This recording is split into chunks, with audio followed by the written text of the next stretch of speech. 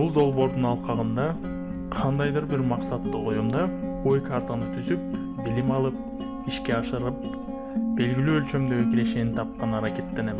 Жашыма карабастан сабактарды үйрөнүп, алдыңарга сунуштайм. Кафе менюсун жасоо.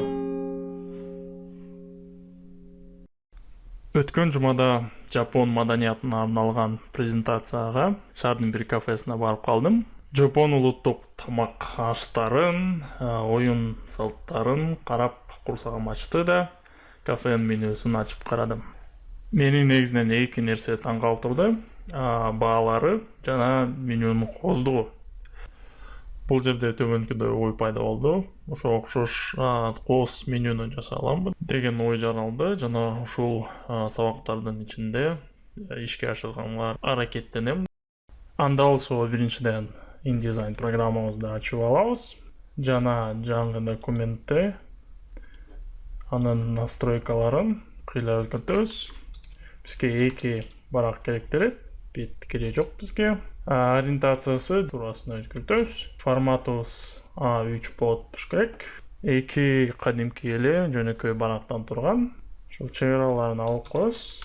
Чет жактарын чыгарып коебуз.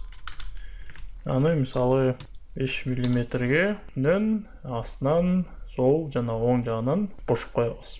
Ооба дейlik. Жана төмөнкүдөй эки барабыз пайда болду. Демек, бул жөнөкөй меню болбостон буклет өңдүү кылып жасайбыз.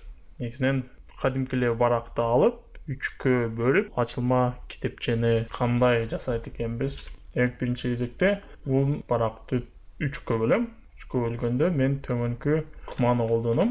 Төмөнкүдөй 4 бурчтукту сызам. Төмөнкү кайсы жеринен санап баштагандан көрсөтүп турат.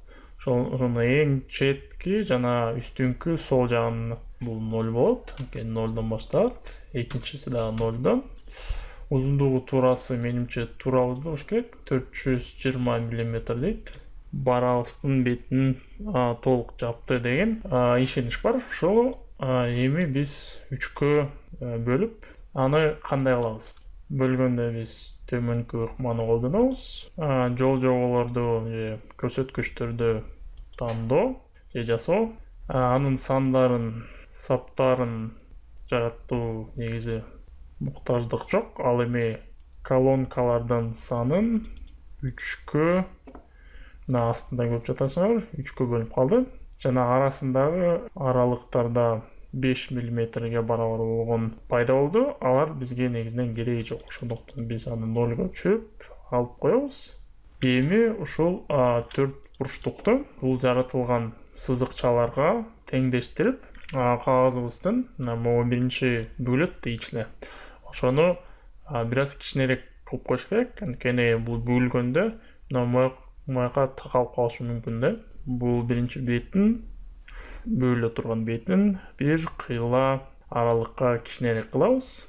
Жана муну төмөнкүдөй көрсө болот. Мына бул жерге келдиби?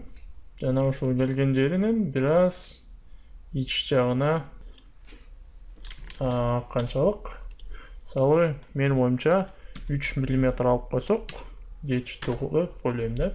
Бул эки бетине жалпысынан 3 мм кошулду. Ушул жаңы кошулган аралыкты биз экиге бөлөбүз. Жылдырып, жаңы чек-арабыз бул жерде болсо, анда бул жерге 3 мм кошулуп калды да.